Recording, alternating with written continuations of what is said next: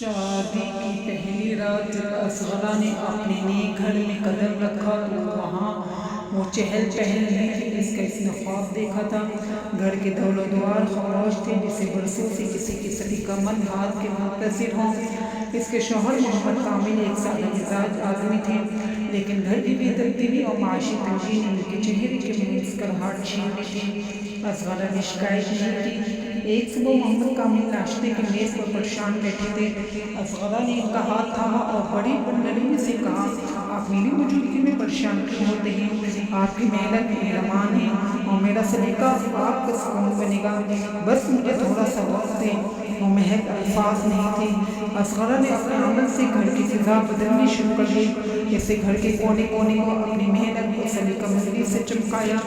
Kitchen کے فضول اخراجات کم کیے اور گھر کے سادہ کھانے میں ذائقہ اور سلیقہ مندی ایسی تھی کہ جیسے کسی بادشاہ کے گھر کا کھانا ہو۔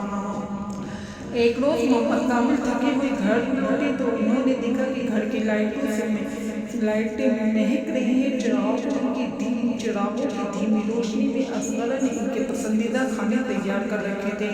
محمد کامل نے حیرت سے پوچھا کہ ان محدود پیسوں میں یہ سب کیسے کر لیتی ہو؟ اصغرا نے مسکرا کر جواب دیا، کامل جب محبت تنہائی کے ساتھ مل جاتی ہے وہ تھوڑے سے پیسوں کو بھی بہت بنا لیتی ہے۔ میں نے وہ بچایا جو ہم ضائع کر لیتے تھے اور وہ بانٹا جو ہمارے پاس سب سے زیادہ تھا۔ یعنی ایک دوسرے کا ساتھ وقت گزرتا گیا اور وہی گھر جو کبھی اداس تھا اب محلے میں مثال بن گیا۔